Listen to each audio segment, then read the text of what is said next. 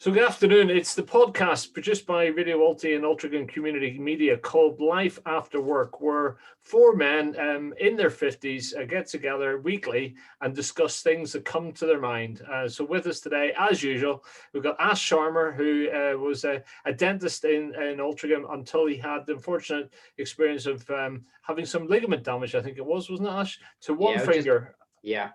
And that caused him to retire. We've got Phil Harrison, who retired early in life and is experiencing his many hobbies, including cycling and running. And is there something else, Phil? Well, when it's allowed, swimming, but it's not allowed at the moment, is it? So no pool open. Probably just as well. You need armbands for that. And also, I hope it's early in life anyway. I hope it doesn't prove late in life. The third Beatle of the clan is Paul Davies, who is a former GMP policeman who's now living in exile in the beautiful Greek Island of Skiathos and writes books and poetry. Good afternoon, Paul. Good afternoon, Rodney. Good afternoon to you all, gentlemen. And evening, everyone. The last but hopefully not least is myself, Rod Maxwell. I'm latterly a presenter at Radio Alti, a community radio station in Altrincham, and I used to work until 4 years ago when I had a brain tumor, which ended all of that, and we all have got together over the last number of months. So today we were going to talk. Our plan is basically we're going to talk to you about hoarding and tidying, okay? Because myself and Ash started talking about this. I have become a terrible hoarder. My wife actually thinks I'm going to be one of those people where some cleaning team has to come out. You see them on the TV, don't you? Where they've got to clear a gangway through your house of books to get you out of the house. I don't know what it is, but I have become more and more I call it collecting, right? Not hoarding. But I find it really hard to throw anything out apart from old milk and cheese. I don't know whether it is a factor of age. I don't know whether it's my brain injury and my memory. But Ash, you seem to experience a similar thing. Absolutely, Rod. It's definitely. I would say that it's not a brain injury at all, because I would say I've got absolutely the same. I don't know. Should we describe it as an affliction? I don't know. But I absolutely can't throw things away. I mean, if I've got literally, I'm not joking, thousands of books. I mean, I could easily put one away, but I throw one away. But I don't even want to recycle them, because every time I look at a book, I can almost visualize where I bought it, how I agonized about buying it. I can look at the time, what I thought about when I read it. And I just think it's great. If you look, I mean, for example, if you go into someone's house or room, you'll see a shelf full of books. That is brilliant, because it's a point of chatting. I mean, no one's going to go up to your Kindle, are they? And say, oh, let's have a look at your Kindle. And let's have a look at your, but it's not going to happen, is it? Mm-hmm. But if you look at a bookshelf, and you can just see, it's like there's a history there, isn't there? All the way from you might have them all the way from your school, all the way from college to university and all the rest of it. And I think it's almost like hoarding, I think, allows you, for me personally anyway, allows you to keep some landmarks in your life. You don't always see them. They're not always there. They might be in a drawer. But, when you open a drawer up sometimes and you wistfully look at a ticket or something, and you'll think, oh, God, I remember that when we went, when I went to the Lake District with Heidi, it was fantastic. Or I got a train or I got a plane to Cairo. I was just saying to you, Rod, before, I just going through some drawers yesterday, and I saw a plane ticket that I went to Cairo in 2004 on my very first implant conference, and memories came flooding back. I was just thinking about it. So no, I'm with you. I hoard. I can't help it, and I don't even think we have to apologize for it. I think it's great. I actually think there's a business for renting out garages or rooms for blokes to go in with all their hoarded stuff that they've been told to throw out, right? And you can have that room, and in the middle of the room you have a big sofa, maybe a bottle of something, or maybe just a kettle will make tea or coffee, and you can sit in there surrounded by your stuff, all the stuff that you've been told to chuck out. It's like having the new affair. It's a 2021 affair, Yeah, absolutely. It's a strange one, that, because I totally get the thing you said about books, Ash, and certain things have sentimental attachment and are keepsakes. But in general, I'd say I'm going the other way in that I've always been a bit of a hoarder. So I totally get that.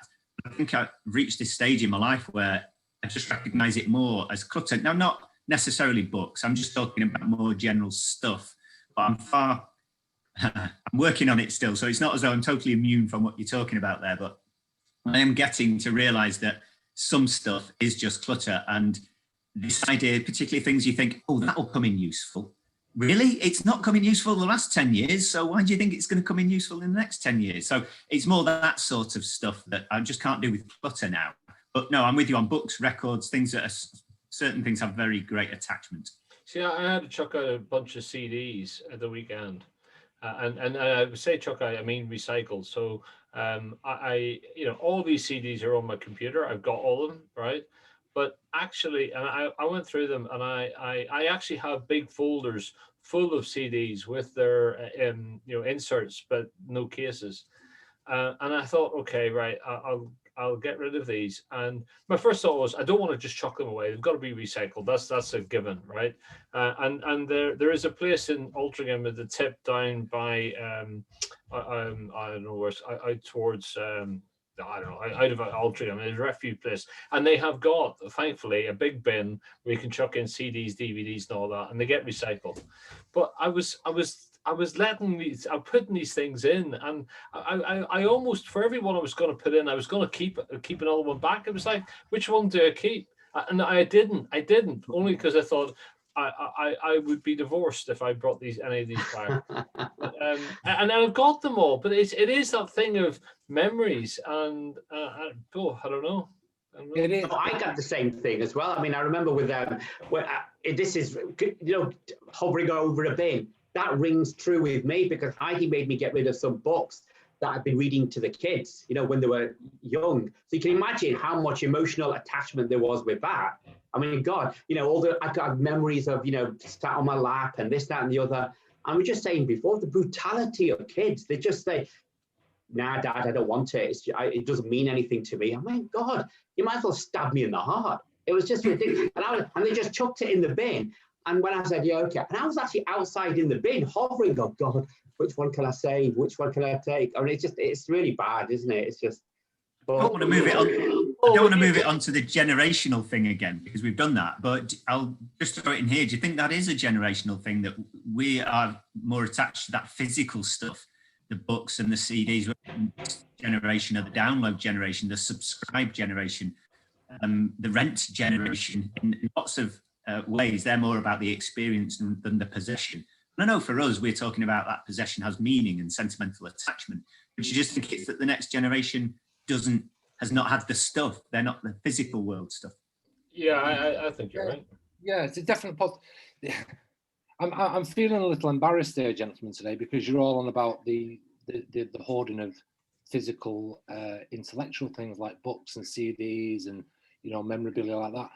I am an amazing hoarder, and I need to stop this, of boxes. Empty boxes. Empty boxes. Now, when I say empty boxes, for example, if a laptop comes in a box, I've got boxes from laptops, and I've since sold the laptop, but I look at boxes and think, they'll come in useful. Yeah, it's the useful thing. It's the usefulness thing. Boxes of all shapes. I've started here. It's not even my house. Right, okay. I've got like I made a bunk bed for when the family came over. So I made a bunk bed there. Bottom bunk, empty. Top bunk, boxes. Boxes. Boxes. I hoard boxes. And you're on about Ash going into a drawer and finding bits of memorabilia. I remember not being able to get in, because what the hell? Because it was that stuff. And I'm like, oh, you get in the back, don't you? It was an old Nokia phone box stuck in it. I looked at the box and went, bloody hell, I'll have to put that somewhere a bit better. No, not in the bin. I held the box. Terrible. No, boxes have a 6-month shelf life in this house, in the sense that when you buy something like a laptop, I will hang on to the box for that period where, if something happens, you will want guarantee. Yeah. But once that's gone, it's out. I hold on to them for this simple reason. I love tech. I mean, we had the discussion a few weeks ago. I love all sorts of tech. So something new comes out, I kind of want it. So what I do, because I'm churning over stuff that quick, if I buy, let's say, a new phone, I will keep that box, because my way of thinking is, if I want to sell the phone in the future, I've got the box to go with it. Exactly. Yeah. I'll tell you what, chaps, have you ever been on eBay, or there are other like marketplaces out there, but try to find a cheap, empty Apple iPhone box? You will pay in excess of 20 quid for an empty Apple box. No way. Wow. Why are they in demand? Why do people want those? People will buy them to sell their own iPhone because it sells better. If you put on, I've got an iPhone Yeah. in a box, Yeah, it sells better. And people have really caught on to that. Honestly, try it later. eBay does not contain accessories, just an empty Apple iPhone box, 20 quid. You see, Is I've got an old iMac. It's called the GMac. It's one of those white ones, you know. Yes, wow.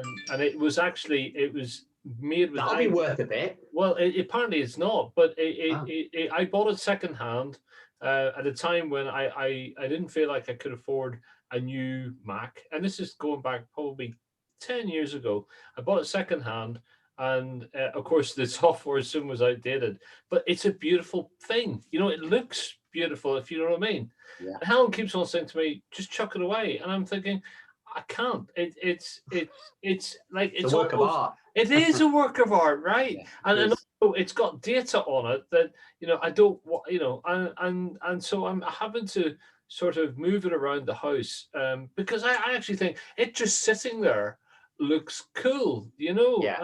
I I think all of you have got really, I mean, if you were questioned then and people say, why do you do it? Why do you hoard then?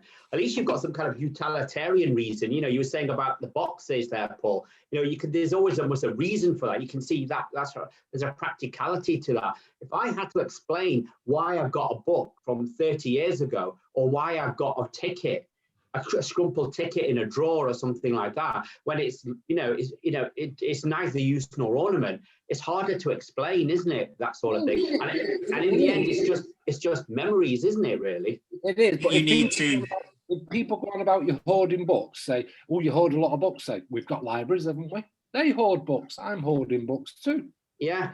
But yeah. The other thing you were on about things that you're throwing away for your kids. Obviously, I have a daughter, and I have everything. You know, she may have picked up a leaf from the park when she was 3 years old and go, "There you are, Daddy." I've got that somewhere in a scrapbook. I throw nothing away when it comes to. Well, I think there's brilliant. Every reason to do that, though, Paul. That's a different thing, because I think that is. I don't think there's anything unreasonable about that. Go on, But you were saying about this hoarding, this keeping memories, isn't it? And that's. I was going to say before, Ash. I think you need to find the joy that is scrapbooking or archiving. Yeah. No, yes. You're right. I should do that. Yeah.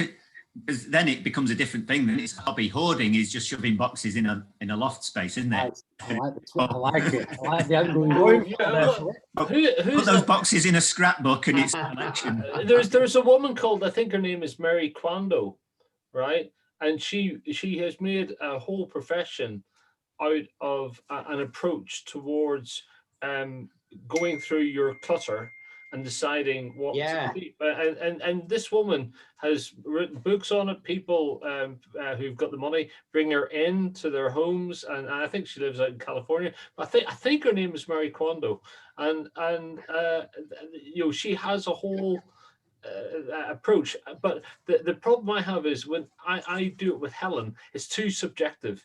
You know, I almost need somebody objective to come in and do it. I would respond better, but I almost get very emotional when she's chucking out my stuff, you know. And there's no easier way of having an argument than when, you know, there'll be a vinyl record or something that's like, this can go. And I don't mean chucked out like put on this record, but sold.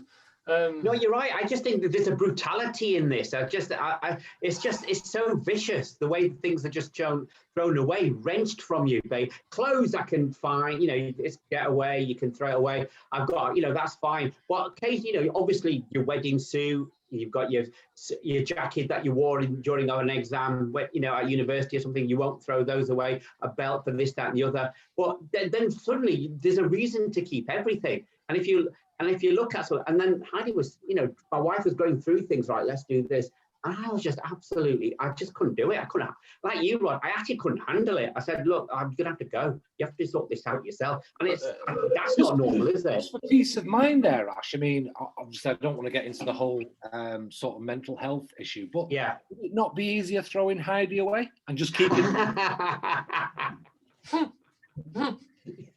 I'm not saying anything because you're recording it. Hey. I've just realised how I've been deluding myself, because I've just been reflecting on what's probably in the basement and in the loft, and I retract my statement that I'm getting better, because I've just realised that I've got a whole pile of wood. Now, this is not any special wood. This is bits of MDF that probably in total are valued at about 56p. It might come in useful. But the joy in actually finding that ideal piece of offcut that you just needed is brilliant. It's a aha moment. That is incredibly me. Every piece, I need a 3-foot piece of wood. It comes in 3 foot 2 inches. I cut off the 3 foot and use it. That 2 inches might Absolutely. Be a wedge for something in the future. Yeah, it could be a wedge, a chock. You never know when you'll need to chock a table with that wedge, do you? So when you moved to Greece a year ago now, isn't it? Yeah. Did you have to go through a process of deciding what to keep, what to chuck, what to recycle? Did you declutter your life at that stage? It was so difficult, because it wasn't a case. Well, first of all, I rented my house out back in the UK, so I had to get. Well, I didn't actually declutter. I actually made within the loft, the eaves of the loft, a storage room. So all the stuff that I've acquired over the years that I couldn't bring here for weight reasons, not because I didn't want to, because of weight and traveling reasons, it's now all in one side of the roof in my house, like in plastic boxes. And I'm talking about everything from stuff that my daughter's done, stuff that I bought, boxes, some ridiculous stuff. You know, what's amazing is here's another thing. I insulated the loft, so I bought all this fantastic fiberglass stuff. It wasn't fiberglass, but thermal insulation, and I must have been left with something. Once it was done and it was all perfect, I was left with probably a roll 3 mile long that I still had left of this stuff, still in my loft, just in case it's needed. So coming over here, I had to be very selective what I brought. Obviously, like I say, because of the charge for the weight in the suitcases. But once I was here, I found the equivalent of the UK B&Q over here and the hoarding. No, it's not hoarding, gentlemen. It's collecting for a practical purpose. It's all started again. It really has all. Do you think linking this with this newfound community we've got, that there should be some sort of collective effort in an area? Like you said, Rod, you can rent a lockup where you all put your bits of wood, because then you only need the same number of bits of wood. It could service an entire street, couldn't it? I quite like the idea of it becoming like and sorry, this is going to sound very sexist, but an old gentleman's club type thing where you go meet. That's right. And you go like the allotment. Exactly, and you could go around. You each have a room, and you could go around and look at different people's rooms every night. You know, sort of, and talk about, I don't know, talk about a hammer or something like that. You know. See, it's this is it, isn't it? This is like the over 50s sort of version of your adult porn, if you like. It's amazing. It's what you could call it is MCR, as in Manchester. But MCR is Man Cave Rentals. Oh, brilliant! Love it. You know? Yeah, we're all in there. And like you say, you can either have it. You can buy an individual little plot for yourself, or you can go into, like, if you like, a kind of warehouse size, not a warehouse. Yeah, well, with separate rooms that each bloke stands at the door for the benefit of the listeners, because hands on hips, very proudly stood at the doorway to his collection. Would you mind if I go and look at that rather nice clock? You went, certainly, sir. Come on in. Let me tell you the story. It would be brilliant. Yeah, it would be I brilliant. reckon if we took a collective approach, we could probably put Wix and you out of business together. Yes. Yeah.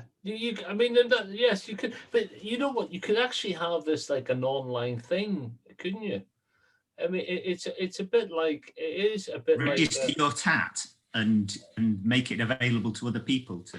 Well, I mean, we had a neighbour before. He just said, have you got any? He said to me, a little bit of engine oil. I was like, okay, come into the garage, and he was looking around. There's bits of felt, Velcro, oil, a funnel. God, and I thought, do you know that funnel's going to come in handy? 5 years I've kept that funnel, and he says, have you got a funnel? Have I got a funnel?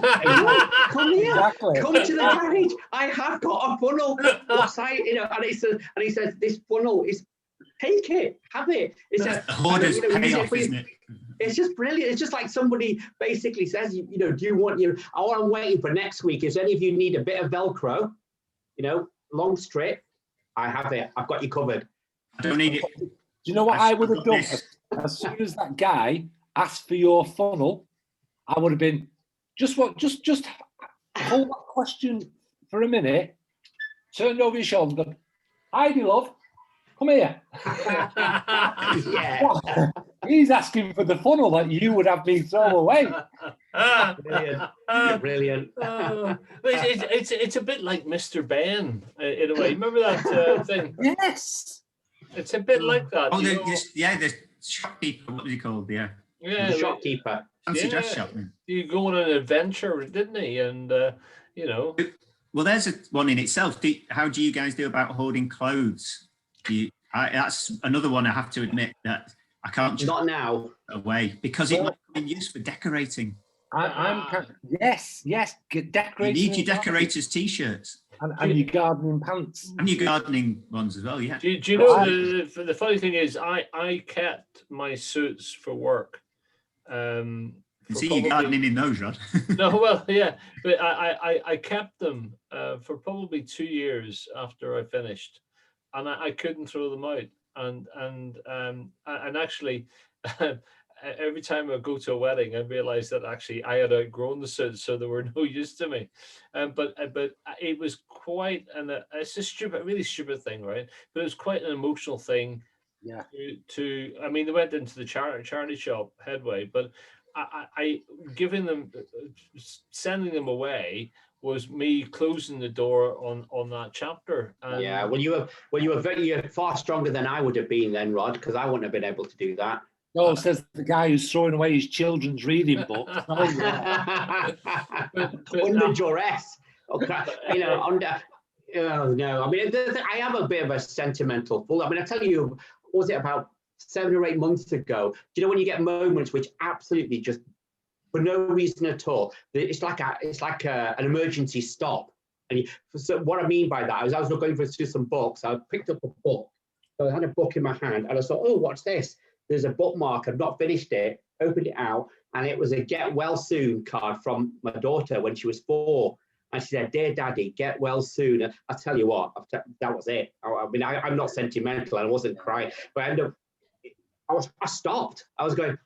And that's what it's about. Yeah. That's why you don't throw anything away. That's why you just for little moments like that, it just all comes flooding back, and I've got it still, and it's just thinking about Rod, it. To go back to your example, Rod, that idea of closing a chapter in your life, I think that's where the act of throwing something away can be helpful, though, in that it is that acceptance of the moving on bit. It becomes a ritual. But I absolutely understand the desire to not want to do that as well. Yeah. And I just ask you, have you still got your dentist drill? Are you using it as a Dremel hobby crafter? I had to leave it behind. Otherwise, I can tell you for nothing. If it wasn't bolted to the floor, I would have taken it. I would have had the chair in my room.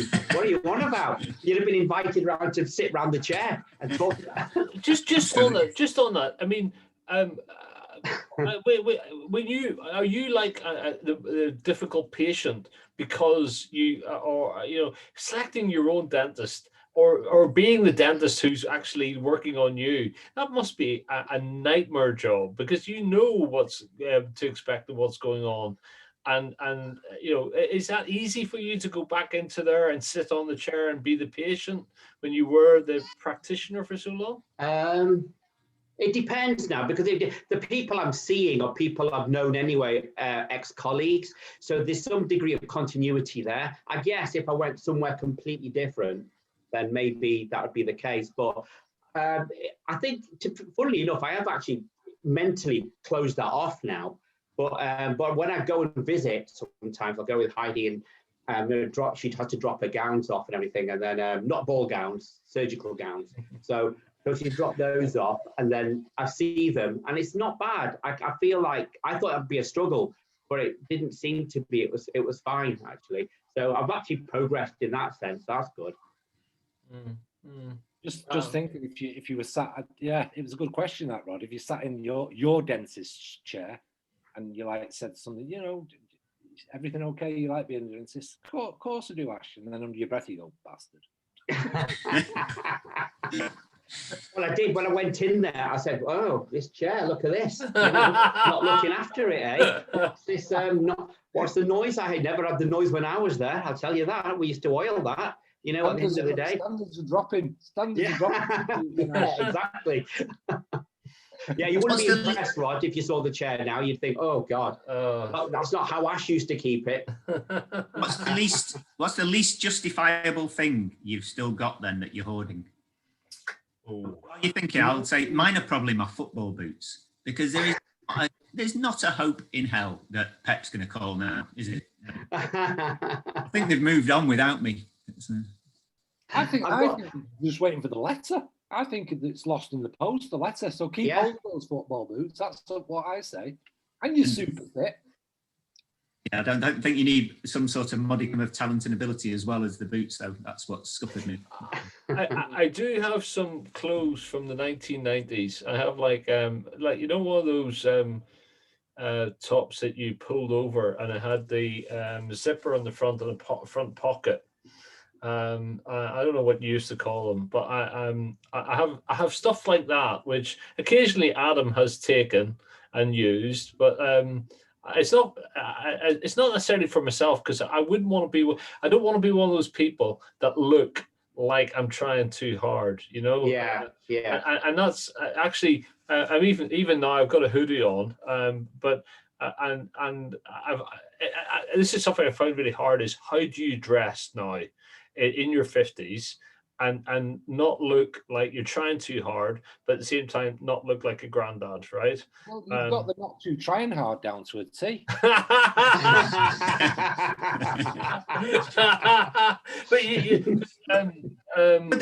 Well, on that subject, the zips on pockets, were they a 90s thing then? Is that very much of that time? See, I wouldn't have a clue what's up to date. It's the the Kangol or the Kangol, or the one with the pockets on the front. Yeah. A full bit, not just a Kagul. Kagul. Yeah. I thought you were on about, because it's a story my wife tells, that I almost didn't get to second date because on the first one I wore, and it was the 90s, that's why I asked, a shirt that had zips on the sort of the pockets as the fronters, and I don't know, a decorative feature or affectation. And she thought it was hideous, so it almost didn't get through the gate on that one. Is this the period you were struggling with buttons, or No, just with women. or they were struggling with your buttons? Well, if you are struggling with buttons, then Phil, I've actually got some Velcro in the garage. So I'm looking forward to a pair of Velcro shoes when I get a bit. Oh no! Oh, don't do that. No. My mum's got some hoarded for me, waiting. I've got some. I find it difficult to throw away some clothes, but I'm convinced that purple tank top I have from the 70s will come back into fashion. And be useful. Yeah, but can you fit into it though, Paul? That's the thing. What? Sorry? Can you fit into it? What are you trying to say? It's a rhetorical question. It's an open-ended question. Of course I can fit into it. I might be old, but I'm not fat. It's very stretchy. Yes, But very stretchy. But you know, it's the funny thing. Working in the charity shop, you know, when stuff comes in, and you're putting it out on the shelf, and you maybe see a good tweed jacket, you know, you do think about the story behind that, and the person who wore it, and you know what it saw, and the whole story, and often it's a sad story because it's not always somebody who's outgrown it, you know, but one thing you do notice though is that the quality of the items you get now are not as good as maybe they were even a few years ago. You know, they don't have that quality sort of. No, mark, that's know? true. Yeah, I once bought. Do you remember there used to be? I think it's still going, but in the centre of Manchester there was a store called Elite Dress Agency. Yes. And basically they had all the old. I used to spend fortunes in there because they had some quality stuff, and it was a time when they were relatively cheap.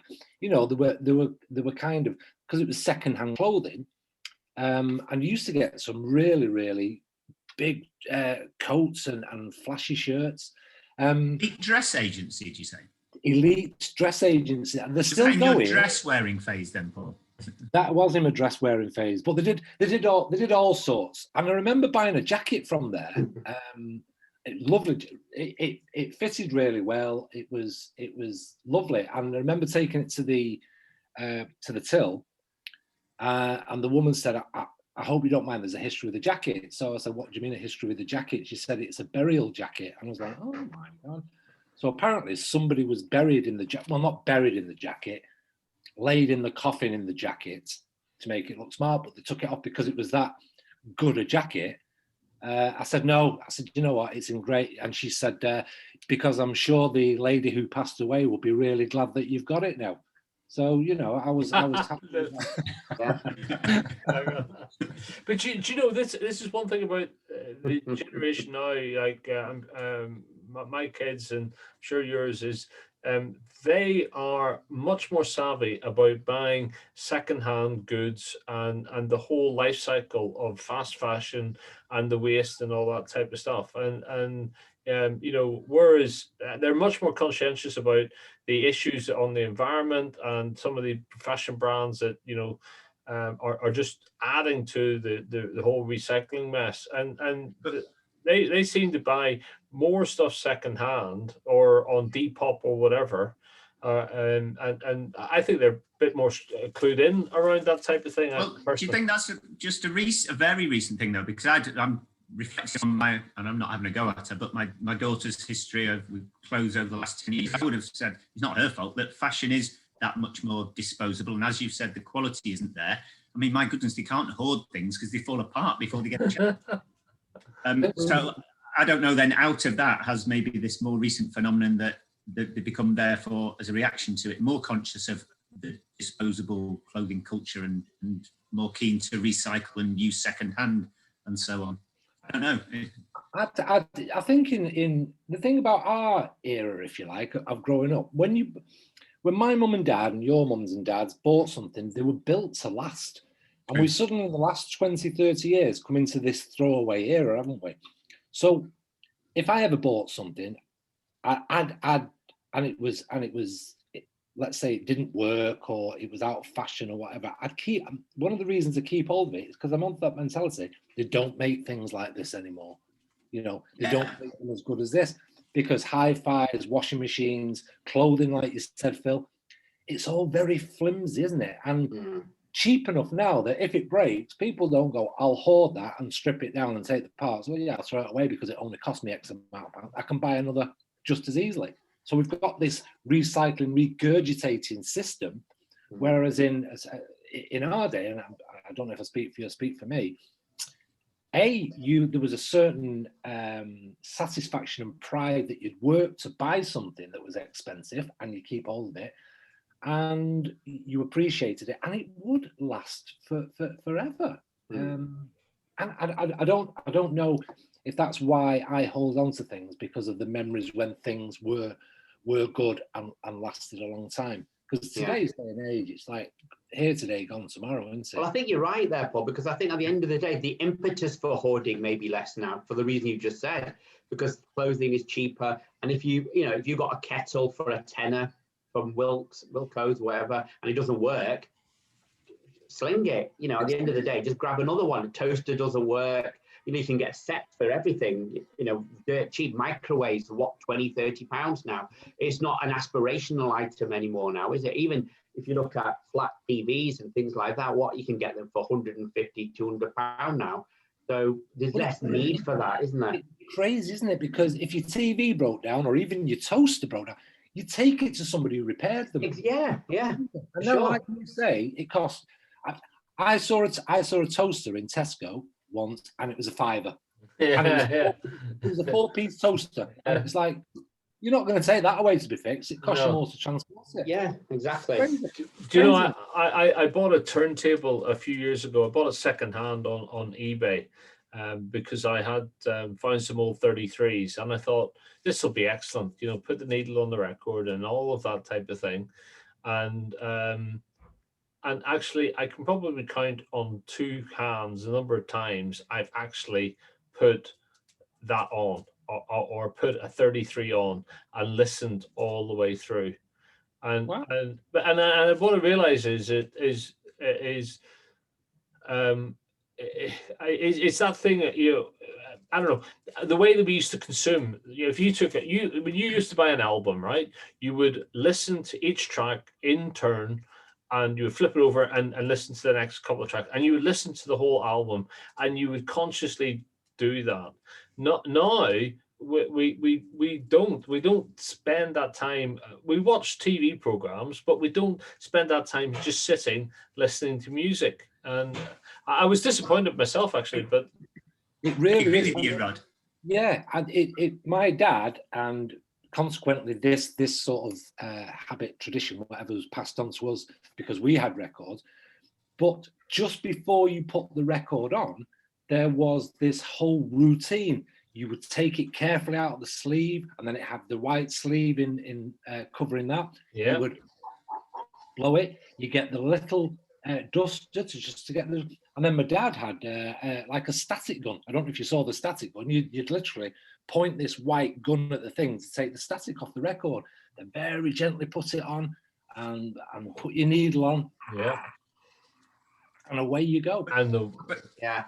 I think it illustrates the difference there, but it hits the nail on the head of why I've still got my records, my vinyl records, but I don't own a record player. So clearly it's not that they might come in useful, because I don't think I'll ever play them again. I never intend playing them again. But it doesn't mean I can throw them out. So they've become like photographs, more like photographs than books. They're not there to use anymore. They just represent, as you said before, that time in your life. But I don't feel the same way about old VHS cassettes. No, you're right. It's different, isn't it? It's really weird. Well, yeah, I agree to a certain point, but you never going to get Debbie Does Dallas on download now, because it's got to be kept, hasn't it, on VHS? but you don't have the same romance with a VHS tape as you have an album. It's no, exactly. And I know the albums and the singles that I've still got on vinyl. I know A, how much they all cost me, and B, which store I went to buy them. I think it was Our Price in Manchester, which was the big store then. Yeah. I remember queuing up outside for a particular 6 set by the police, and so yeah, I know the cost of everything. And you have because when we were kids, buying an album, although in today's economic thing that it doesn't sound like they were very dear, but to us, 75 pence on a single, it was a lot of money, wasn't it? Yeah. It was like, when your spends were only 50 pence a week or whatever, then buying an album which would be like £1.50, £2.50 if it had extra tracks on it. And I think you remember how you've saved and how you got that. And I bet every one of you can look at your record and know exactly where you got those records from. Yeah. No, Dan, I think the point you made before about Rod, you say the nature of consumption now is changing. And like you just alluded to there, Paul, because if you're going through how you listen to something, it's massively different what it is now to what it was then, because everything is, you can make a playlist in 10 minutes of anything you want, absolutely anything you want. Any, you could have classical music, you can have punk and blah, blah. And if you could not do that before, you could never do that unless you were a, sophisticated DJ in the studio or something like that. So there's just no vested interest in that anymore. Like you just said there, Paul, before, there's no, you don't think of anything as being precious anymore. If you pick your phone up, I want to listen to this, plonk it in, and that's it. It's so anonymous now. You're just not there. But now, like you said with that LP, it was a ceremony. It was almost like a ritual, wasn't it? Yeah. You took it out, and it's all of those. I mean, even now, if you look at our Blu-ray player, I can't tell you the last time I used it. I don't put a Blu-ray play. I don't put a disc on anymore. It's all Netflix. It's all Amazon. It's all whatever it is, because it's all accessible. The nature of consumption is just changing, and that's the way it is, I think. So quick. That's the thing, isn't it? It's there and it's quick. And you pay, I don't know, X amount of pounds a month, £6, £7, and you've got as many tunes as you like. You don't have to go and line up out of the shop for the new album or save up for it, because it's there and accessible. Our playlist in our day was stacking records on top of each other. Yeah, exactly. Well, you remember those record players that ruined your records by having clips in the middle there? You could load a few up at the same time. Yeah, stack them. Yeah, that was our playlist. I mean, that's the thing. It's the same with bookshops. If you bought a book, let's just say I wanted to get your book. I don't know if we mentioned this. I got deja vu just now. But if I wanted to get your book, let's just say 25 years ago, you were writing and you written it then, I'd have to phone up the bookshop. Have you got it in? I feel like J.R. Hartley now. But if you say, have you got it? And they said, yeah, we'll have to get it in. And it's a big occasion, right? Getting it in. It'll take a week. I've got to make a special journey to get it. And it's arrived. Have you got it? Yes, it's here. All there is new books here. And I've got it. And I'll take it over. When he asked you your name, Ash, did you say, yes, it's Davies? I should have said that, yeah.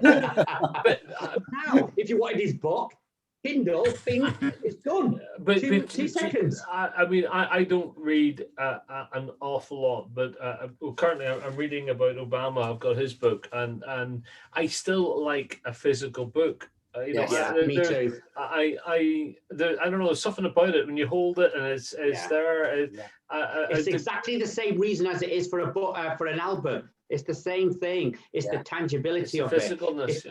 It is as a memory. I mean, you're going to remember. You might get a T mark on it. You might curl the page. You might have dropped it in a sink or something. It'll have history, that book, won't it? Exactly. And any book you read, this is what I'm a physical book reader. Yeah. I think I've got 2 books on an e-app somewhere. I never use it. If you flick the pages just below your nose, they have a certain smell, books that and the warmth of the touch, and I just love books. Are just so.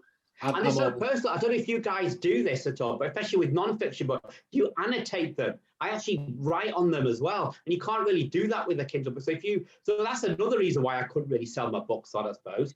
Very true. And just in case you have thrown out your piece of MDF, a book also works to chalk a table like this. Yeah, I would never do that. So it's just had to be more brutal recently, though, because I think the world has moved on and the nature of hoarding has to change. So some of the books have had to go, and otherwise, where am I going to keep all that toilet roll and hand sanitizer? Well, yes, exactly. Exactly. Do you know, I actually think in 50 years' time, it'll be about digital hoarding. It'll be about people thinking, you know what, I've got a ton of information out there. It's taking up server space. It's damaging the environment because those servers need power, and I've got to declutter myself electronically. I tell you what, Rod, don't look into the future. It's happening now. An example being my daughter with the photographs. She's the typical 21-year-old. Everything's photographed. It goes into the cloud. She's filled up her iCloud. And I'm saying, well, you need to go and sort of get rid of some of the photos. No, I can't do that because they're all memories. So already it's happening in the digital age. She can't declutter her iCloud because it's all memories of photographs she's taken. So yeah, it's happening as we speak. And like you say, it will get to a next level where there's that much data and that much stuff being stored in the cloud. It's either going to crash or it's going to become very open to being hacked. And people will have to go, do you know what? I've got, I don't know, 500,000 files I need to get rid of some of them. It's starting now. Are you going to have to go with all your boxes in your loft? Are you on your server? Do you keep lots of empty folders? Yeah, obviously. I just make folders for making folders sake. You never know when you might have to file to put in one of them, do you? Exactly. We'll have to phone Paul up. Oh, have you got a folder I can use? I've got a folder. Do you want a big one or a small one? I've got a folder. I've got hide it. What was that?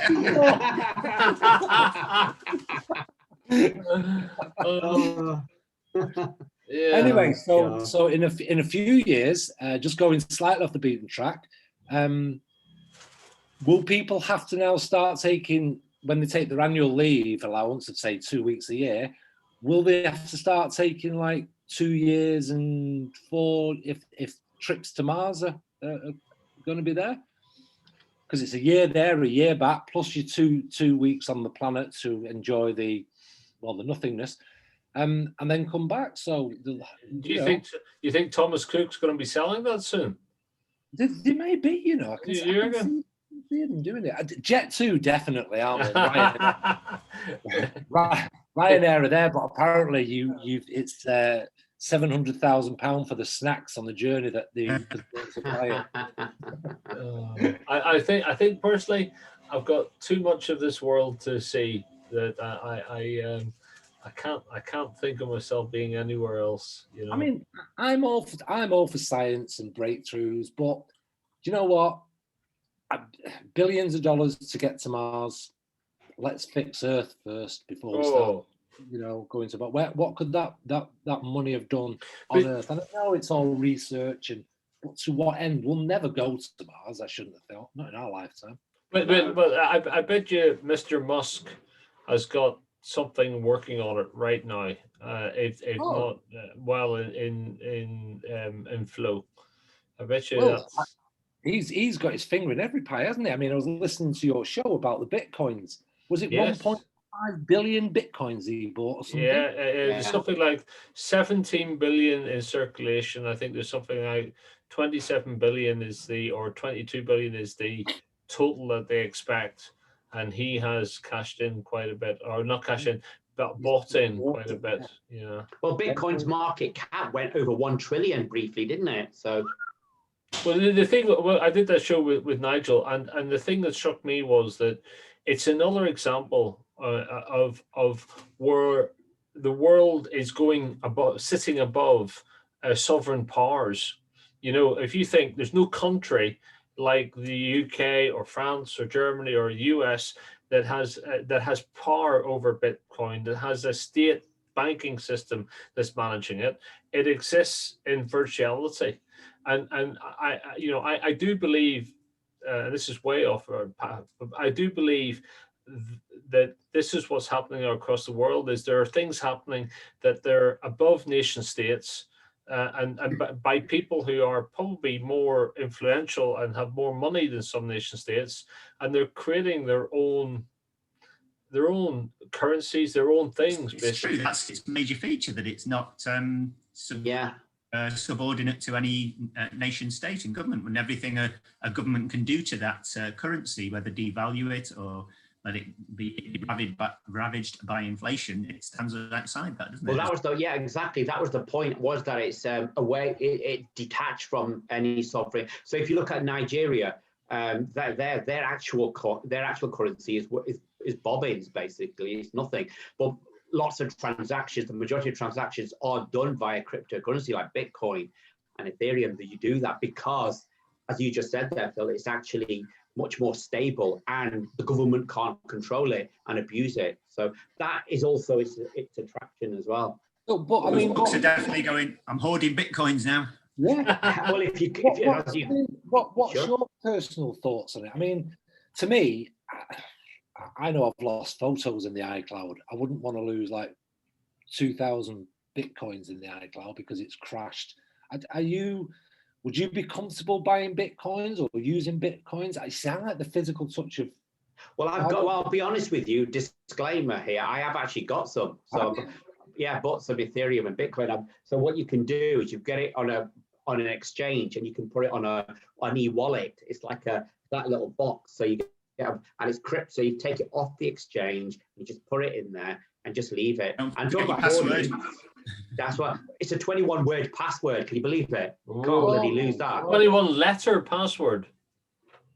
21-word password. Yeah. I know what it's going to be. There is no way in God's green earth Heidi's going to make me throw this box out. Yeah. 21-word password. Yeah, so in a certain order. So you can imagine it. So what are they? About that guy. Sorry. What are they? Share an example. I know what it'll be. Upper E1. Yeah, can you imagine? Molar, canine, tongue, lip, ash. No. See, that is a complete nightmare for me. I can't even remember like an 8-digit numeric password, but at 20, I mean, it's actually that I could take them to the Court of Human Rights because that disqualifies that goes against people with memory issues. Well, I tell you, there's that guy. I was just going to say, Paul, there's a guy you must have heard about it. About 2 or 3 months ago? He's got a wallet. It's got, I think, 125 million pounds worth of Bitcoin on it because he bought it and hoarded it and forgot about it. He's had I think he's got 3 goes left to find his password. No way. He's forgot, and he can't remember what it was. But this guy, this NASA guy, or basically this cryptologist, he said, "I can get in for you, but I want 25% of whatever that is you've got." But the guy won't do it. I mean, I don't understand it. Would you want 100% of nothing or 25% of something? Exactly. It's just bizarre. If he doesn't, but it illustrates the point. People will forget it, won't they? Yeah. Flipping it. To be honest, I can't get my head around it, but I'm terribly bad at finances anyway. I don't even look after my own bank account anymore. I can't get my head around this new world. I mean, we've gone from hoarding to that, but actually there is probably some sort of link really, because it's about physicalness versus virtuality, and I really, life has become so much more virtual. Whether it be, I mean, I guess in our day it was like telephone banking. Not going to the branch, and telephone banking probably felt like a major thing. But I gotta say, the whole speed of the virtual world sometimes concerns me more than excites me. I wish I was able to be excited again, but it worries me. Do you know what, Rod? I've got to agree with you on that. It's when certain things were happening, say every 5 years or 10 years, something new was coming in. Oh, that's nice. But it's every other few months that something that you get used to one system and suddenly something else comes in that's better and faster, and it's keeping up, and it's where will it all end? And it is pretty scary. I mean, I was like that on Bitcoins. Should I invest a little bit? But with Ash telling me I need 21 bloody words to remember to get, I can't remember a 4-digit passcode to get into my own bank. It's not happening. And this is an author. You deal with words. Exactly. No, I can't. Bloody hell, 21 words. Yeah, well, but you'd have to use a cryptid file, wouldn't you? Which is what I've done. So you just put it into a file and it's encrypted. So to get into that, you need to remember a word to get into that. So it can be done. You will do it, but if you have to remember, I mean, if you're not about hoarding anything, you want to put a sneaky one of those away. Yeah. Do you want to, because of the 21 words, do you want to buy off me a virtual folder that I've got available. No, I'm gonna write it down on a piece of paper and I'm gonna put it in a funnel. I know where there's a funnel. Yes, yes. Right, well, guys, unfortunately, I've got to go and take a dog to get his haircut. A euphemism.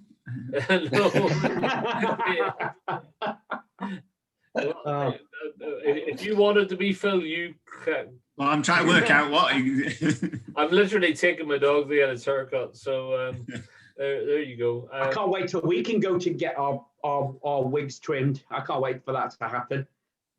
I did mine the other day myself. Oh, on the sides only, but yeah, I did. Yeah. But thanks for noticing, Paul. I mean, I really appreciate it. Right. Well, look, guys, once again, fantastic to see you. We'll do another Life After 50 next week. Marvelous. Yeah. Good to see you. Take care, guys. See you now. See you guys. Bye. See you now.